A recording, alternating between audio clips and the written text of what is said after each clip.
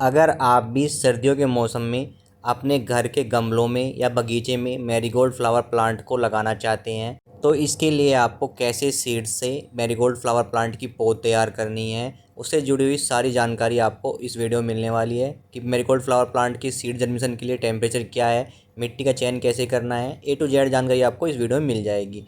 चलिए दोस्तों, वीडियो को स्टार्ट करते हैं। साथ ही दोस्तों, चैनल पर फर्स्ट टाइम चैनल को सब्सक्राइब जरूर कर लीजिएगा। वीडियो अच्छी लगे वीडियो को लाइक और शेयर जरूर कीजिएगा। तो देखिए दोस्तों, मैरीगोल्ड फ्लावर प्लांट से सर्दियों के समय में फूल पाने के लिए आपको नर्सरी तैयारी सितंबर महीने में स्टार्ट कर देनी है। और नर्सरी तैयार होने के बाद आप मैरीगोल्ड फ्लावर प्लांट की पौध की रोपाई गमलों में, खेतों में या फिर अपने गार्डन में कर सकते हैं। साथ ही गेंदे के सीड्स के जर्मिनेशन का टेम्परेचर जो रिक्वायर होता है वो होता है 20 डिग्री से लेकर 50 डिग्री सेल्सियस टेम्परेचर में गेंदे के सीड्स आसानी से जर्मिनेट हो जाते हैं। अब बात करते हैं सोइल मिक्सर की। तो देखिए, सीड्स को जर्मिनेट करने के लिए जो हमने सोइल मिक्सर लिया है वो कुछ इस प्रकार रेडी किया है। इसके लिए हमने लिया है यहाँ पे 30% लिया है अपनी सोइल, जो कि हम अपना नॉर्मल सोइल ले रहे हैं यहाँ पे। साथ में 50% रखा है हमने कोकोपीट। आप चाहे पीट मोस का यूज भी कर सकते हैं अगर आपके पास अवेलेबल है। साथ में मैंने यहाँ पे 20% लिया है वर्मी कंपोस्ट। तो ये 3 प्रोडक्ट लेके ही हम अपने सीड्स को जर्मिनेट करेंगे। तो इनको मैं अच्छे से मिक्स कर लेता हूँ। आप चाहें तो सीड्स को 2 प्रोडक्ट के अंदर भी आप जर्मिनेट कर सकते हैं। इसमें सोइल रहेगी और आपका कोकोपीट रहेगा। तो अच्छे से मैं अपने यहाँ पे प्रोडक्ट को तीनों प्रोडक्टों से मिक्स कर लेता हूँ। तो देखिए, यहाँ पे मेरा सोइल मिक्सर रेडी हो चुका है और ये काफ़ी भुरभुरा है हमारे सीड्स को जर्मिनेट करने के लिए। अब हमें अपने सीड्स को जर्मिनेट करने के लिए अच्छे पॉट का या फिर सीडलिंग ट्रे का चयन करना होगा।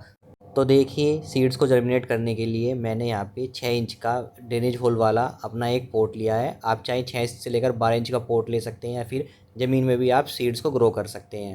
तो यहाँ पे देखिए, ड्रेनेज होल वाला पॉट इसलिए लिया है ताकि एक्स्ट्रा वाटर होने पर ड्रेनेज होल से हमारा एक्स्ट्रा वाटर बाहर निकल जाए। तो जल्दी से मैं अपने सोइल मिक्सर को यहाँ पे फिल कर लेता हूँ। सोइल मिक्सर को पोट के अंदर फिल करने के बाद अब देखिए, मैंने यहाँ पे लिए हैं अपनी 2 गेंदे की 2 वैरायटी ली है, यानी मैरीगोल्ड फ्लावर प्लांट की 2 वैरायटी ली है। एक तो है मेरे यहाँ पे मैरीगोल्ड परफेक्शन ऑरेंज और दूसरा है मेरा फ्रेंच मैरीगोल्ड, जो कि हाइब्रिड सीड्स हैं जिसको मैं मार्केट से परचेज करके लेके आया हूँ। इन सीड्स को मैं यहाँ पे आप को जर्मिनेट करके दिखाने वाला हूँ। साथ में देखिए, मैंने लिया है यहाँ पे फंगिसाइड पाउडर साफ का, जिससे क्या होगा, मैं अपने सीड को जर्मिनेट करने से पहले इसको अच्छे से उपचारित कर लेता हूँ अपने सीड्स को। जिससे क्या होगा, हमारे सीड्स में फंगस जैसी प्रॉब्लम नहीं आएगी। जल्दी से मैं अपने सीड्स के पैकेट को यहाँ पे कट कर लेता हूँ।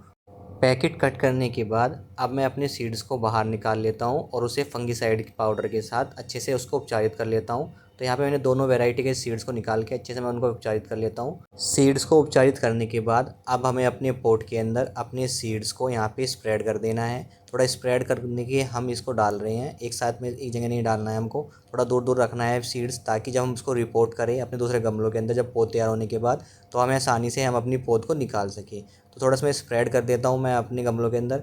साथ ही मेरे एक्स्ट्रा सीड बच गए हैं, इसके लिए मैंने एक अपना थर्माकोल का गमला है, इसमें मैंने सेम सोइल मिक्सर फिल किया है। उसमें भी मैं अपने जो सीड से बचे हुए हैं उनको स्प्रेड कर देता हूँ, ताकि जो मेरी एक्स्ट्रा पौध मेरे यहाँ पे तैयार हो जाए मेरी प्लांटिंग के लिए।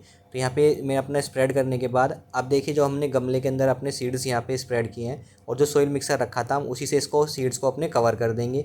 सीड्स को अच्छे से कवर कर देना है ताकि सीड्स और मिट्टी के अंदर अच्छे से नमी बनी रहे। तो मैं अच्छे से कवर कर देता हूँ। सेम मैं अपने थर्मोकोल के अंदर जो सोइल मिक्सर है उसके अंदर मैं अपना सीड्स को अपने कवर कर देता हूँ। कवर करने के बाद अब हमें सिर्फ इसमें करनी है हल्की वाटरिंग। अब वाटरिंग आपको करनी है सिर्फ स्प्रे के थ्रू, आप डायरेक्ट वाटरिंग ना कीजिए। अगर आप डायरेक्ट वाटरिंग करेंगे तो क्या होगा, सीड्स एक जगह आके इकट्ठे हो जाएंगे, जिससे आपका जर्मिनेशन काफ़ी कम होगा और जर्मिनेशन होने के बाद भी जब आप उसका ट्रांसप्लांट करेंगे तो उसमें आपको प्रॉब्लम आएगी। तो स्प्रे से ही आप अच्छे से वाटरिंग करिएगा। फर्स्ट टाइम आपको अच्छे से वाटरिंग करनी है और फिर वाटरिंग करने के बाद हमें सिर्फ इसको ऐसे प्लेस से प्लेस करना है जहाँ पे डायरेक्ट सनलाइट नहीं आती हो। सनलाइट आती हो, यानी सुबह की मॉर्निंग लाइट आती हो आपके प्लांट पर, लेकिन ऐसे डायरेक्ट सनलाइट में नहीं रखना है। अगर डायरेक्ट सनलाइट में रखेंगे तो सीड से जर्मिनेशन है, जर्मिनेशन तो होगा लेकिन ज़्यादा धूप की वजह से क्या होगा, प्लांट हमारे सूख जाएंगे। तो अब मैं इसे शेडेड एरिया में इसको प्लेस कर देता हूँ और फिर कुछ दिनों बाद मैं आपको इसकी अपडेट दिखा देता हूँ। तो देखिए दोस्तों, आज सीड्स को लगे हुए पूरे 5 दिन हो चुके हैं। 5 दिन बाद की मैं आपको यहाँ पे अपडेट दिखा रहा हूँ। देखिए, जो सीड्स हैं हमारे, वो जर्मिनेशन उस सीड का यहाँ पे स्टार्ट हो गया है। कुछ सीड्स यहाँ पे निकलने स्टार्ट हो चुके हैं, लगभग अभी सारे सीड्स यहाँ पे नहीं निकले हैं। अब हमें इसमें थोड़ी सी हल्की वाटरिंग कर देनी है और फिर से इसको शेडेड एरिया में रख देना है। फिर मैं आपको इसको फिर से अपडेट दिखाता हूँ। तो देखिए, आज पूरे 15 दिन हो चुके हैं सीड्स को लगे हुए और देखिए यहाँ पे लगभग हमारे सारे सीड्स यहाँ पे जर्मिनेट हो गए हैं और सीड्स के अंदर देखिए हमारी ट्रू लीव्स भी निकलनी स्टार्ट हो चुकी है। अब हमें सिर्फ इसमें हल्की वाटरिंग करनी है और फिर मैं इसको आपको कुछ दिनों बाद दोबारा से इसका अपडेट दिखा देता हूँ। तो देखिए दोस्तों, आज सीड्स को लगे हुए पूरे 20 दिन हो चुके हैं। 20 दिन की अपडेट मैं आपको यहाँ पे दिखा रहा हूँ मैरीगोल्ड फ्लावर प्लांट सीड्स की। तो यहाँ पे नर्सरी जो हमने अब पौध तैयार की है वो लगभग तैयार हो चुकी है। हमारे जो प्लांट के अंदर देखिए ट्रूलियम्स भी निकल चुकी है, यानी 2 से 3 पत्तियाँ भी निकल चुकी हैं। आप चाहे तो मैं अब इसको अभी से यहाँ पे ट्रांसप्लांट कर सकता हूँ अपने दूसरे गमलों में या फिर ज़मीन के अंदर, लेकिन मैं इसको 5 दिन तक और वेट करता हूँ ताकि इसमें अच्छे से जर्मिनेशन हो जाए हमारा, और हमारी मैरीगोल्ड फ्लावर प्लांट की पौध अच्छे से तैयार हो जाए। तो इस तरीके से हम मैरीगोल्ड फ्लावर प्लांट को सीड से सर्दियों के समय में ग्रो कर सकते हैं।